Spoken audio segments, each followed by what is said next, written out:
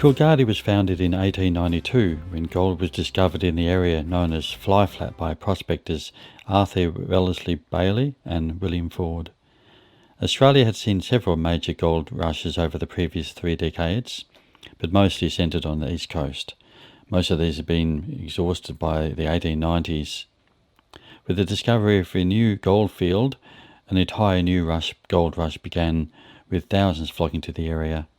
The municipality of Coolgardie was established in 1894. By 1898, Coolgardie was the 3rd largest town in the colony with an estimated population of 5,008.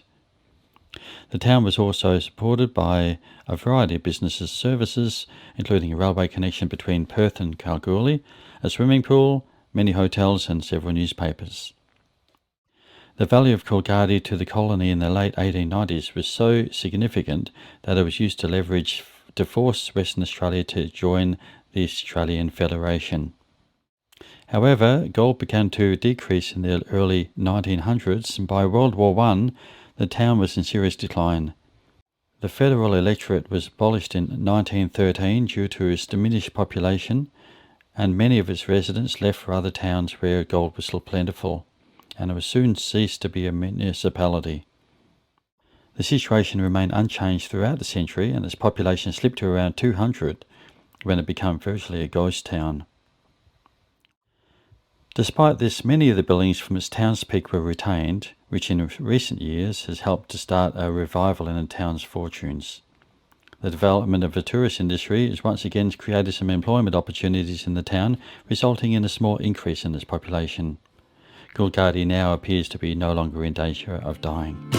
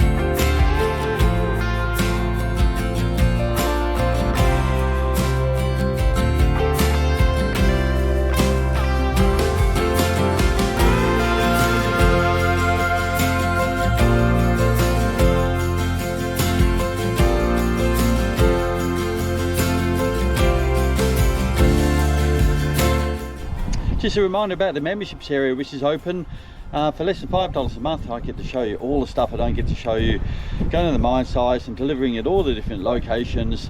Delivered to the Sydney M12 the other day, the new construction of that airport road, and so come along and join us. We're having a blast over there. I'm loving the fact that I can show you all the stuff that I don't get to show you here. So if you want to find it, it's on the just down below. You'll see a join button. Click the join, and well, look forward to seeing you soon. BP Eastern Creek. Where are you going to find a parking spot? Well, I got one, but where am I parked? No stopping. I really don't care. You can't find me. Anyway, the point is, where are you going to park? There's not many places in Sydney where you can stop, and BP Eastern Creek is one of them, besides Uncle Leo's. So let's have a look around. It is just packed everywhere you look. So something needs to be done. You know, you go to Melbourne and there's probably 2 or 3 in different suburbs. North, south, east, west, wherever you go, you've got options to park. But here, well, you've only got a few places in Sydney and it's always jammed up. Now let me just take you to where the bobtails used to park and let's have a look what they've done there. So this here used to be full of all the bobtails, you know, to clear up. I mean, all the bobtails are over there now. It's pretty jammed up. Here used to be full of all the bobtails. Now they've blocked it all off to make sure that, well, people can't park there. So now you've got less parking. And unfortunately, I don't know if it's still true, but a lot of these cars, well, they're not here working in the BP. They're people who leave their truck and trailers here overnight. It's probably not going to happen so much anymore because some of them are getting towed or what have you. But you know, I wouldn't say this is working out for us truckies. Now, one thing I've always enjoyed here at the BP is chips. They're usually pretty good. So got some chips. We go back to our truck and wait till 12 o'clock because unfortunately, even though I'm unloaded, I still have to wait just to find out if we're going to pick up or go back and get the other trailer. Now here's the problem that people get. So this truck is just trying to leave and there's no chance of getting around these trucks between the middle here. So what's he going to do? Wait it out? Let's go and find out. So now, please, I'm not having a go at this driver because what else is he going to do? But, God, should do a loop around the wrong way. So, BP Eastern Creek have not made it easy for drivers. Oh well, actually he's doing something that I can't do in my 9.0, which is just to do a quick loop. Well, that was great. I can't do that, but if you want to cab over, more power to you. Life moves so fast that it makes me cry when I think of all the days that have passed me by.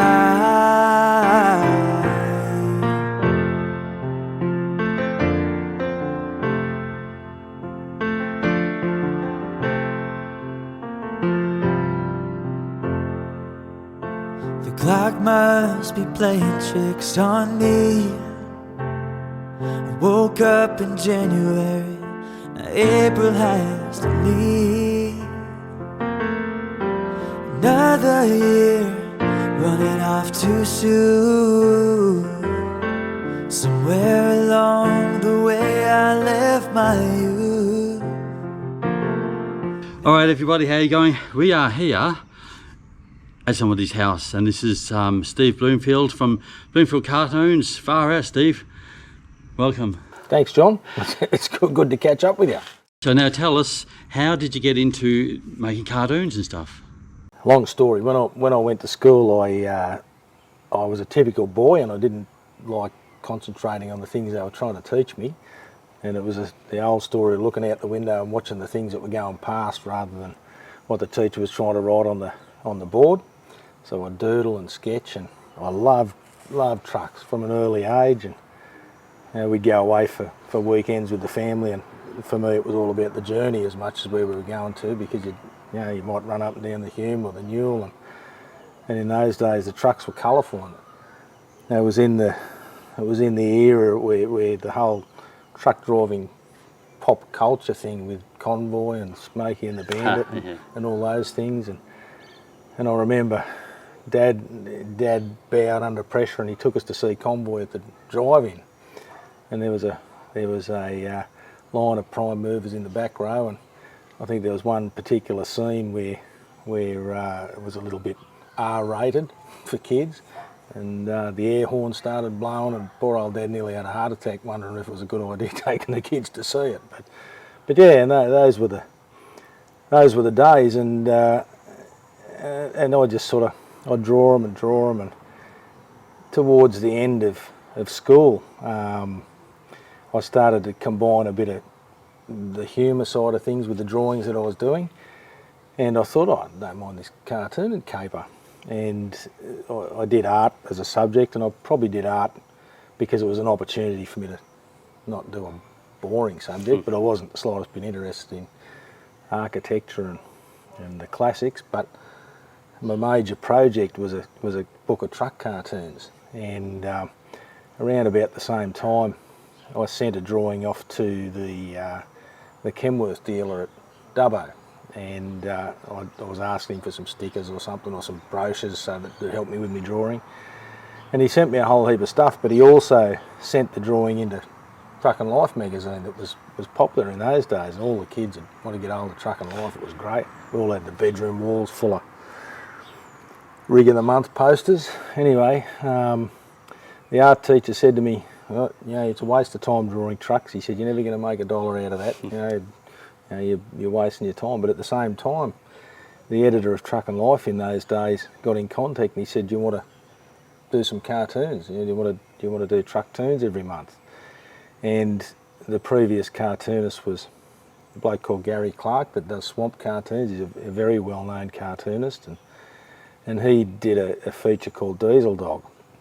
I'd do the truck tunes, which was, I think it was 4 cartoons a month, and he did Diesel Dog, and I kept doing that for just about 20 years, and it was, I loved it. I loved trying to think up something funny, and you could draw the world as you saw it. All my truck drivers had fat guts and blue singlets, but that's what I drew, and that cartooning now is probably politically incorrect, but it's still a form of art and it's still expression. But I used to have get a bit of a thrill where you could go into a truck stop or a newsagent anywhere, and you could pick up a magazine and see your work there, or occasionally you'd look at a logbook cover and it'd have one of your cartoons embossed in the leather. I was in Sydney the other day, actually. I saw a tow truck with one of my cartoons on the side of it, and I still get a thrill out of that.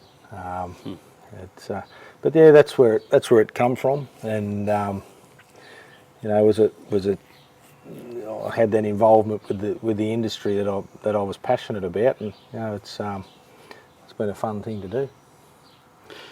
And that now, as we're getting a bit older, you're not married at this stage? Yes, yeah. Are you married? Yeah, okay, yeah. Yeah, no, I'm married. I've got a beautiful wife, Anna, who's she looks after the marketing and the business side of things. She and she's my number one critic. So if I do a caricature or a cartoon, I'll run it by Anna first, and if she says it doesn't look right, it's back to the drawing board.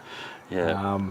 But yeah, she's been very valuable in the business side of things, and it's only a hobby business. It's never something that we want to make a living out of, but it's I think that's what makes it enjoyable. Whatever it's fun and whatever it's a challenge. Anna will come in, she'll say, I've got this bloke and he wants you to draw his truck and his motorbike and his wife, and he's got a 3-legged dog and a cow with one eye. Can you do that? Yep. I say never say no. So I think all those things, it just makes it fun. So if people want, they can contact you and have you draw whatever picture they want. Yeah, we do some commercial stuff for different magazines. Truck and Life's come back into play again, and I'm doing Diesel Dog for them now, which is really good. The last 4 years I worked at Truck and Life. I did the Diesel Dog feature, and so we do that. Do illustrations for R.M. Williams Outback magazine, and a regular thing for a publication for the Civil Aviation Safety Authority.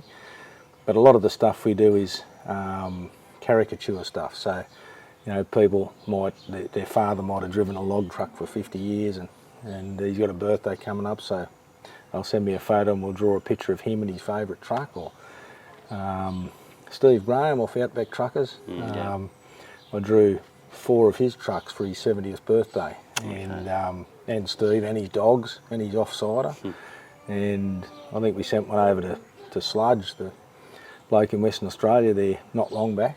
Yeah. But yeah, it's all. I see it as a challenge, and I think it's fun. And you got to be careful sometimes. We had the first caricature I ever had to do was a lady said, "Can you draw a picture of my mum for her birthday?" I said, "Yep." So when I get the photo of someone that I have to draw, I usually try and identify a characteristic of that person that I can accentuate, and it might be big ears or blue eyes or whatever it is. And this particular lady, she had buck teeth, she was cross-eyed, big ears, and she was as big as the back of a bus. And I thought, how the hell am I going to draw this? So I actually made her look better. It sounds terrible, but I had to go the other way. And the family loved it, but I heard that the woman didn't like it, and it scared me off for a long time. Wow. So, but it's we usually get it pretty right, and people like them. So we've done tattoos. I did a cartoon that went on the side of a 737 a couple of years ago, which was good, and again, I just like to see it around. So if someone wants to get in contact with you, do you have a website? Yeah, we've got a Facebook page called Bloomfield Cartoons, and don't ever be afraid if you've got some strange suggestion. So that's one way of people contacting you, but as we know, your Facebook Messenger isn't working so well. How do people contact you otherwise? I've got no idea about Facebook Messenger, but there's an email address called bloomfieldcartoons@outlook.com. Okay, we'll put that up on the screen so everyone can contact you. Yeah. Okay, so if you're interested in getting some work done, Steve will certainly help you out with that. I would go with the email address because that Facebook Messenger thing is, for some reason, it's not working. It may be fixed, but anyway. Anna's working on it. Yeah. So contact him via the Outlook, Outlook. Yep. Yes. That Outlook email address, which is on the screen now. Anything else before we go? No. Good to catch up. And, like I said before, it's good to put a face to the name. So Anna sees me watching these Facebook videos about trucks, and she said, "You were in the wrong job. You should have done that." But she won't let me buy a truck. So it's all right. Well, thanks for that. We'll leave it there, and don't forget to get in contact with me if you want some work done.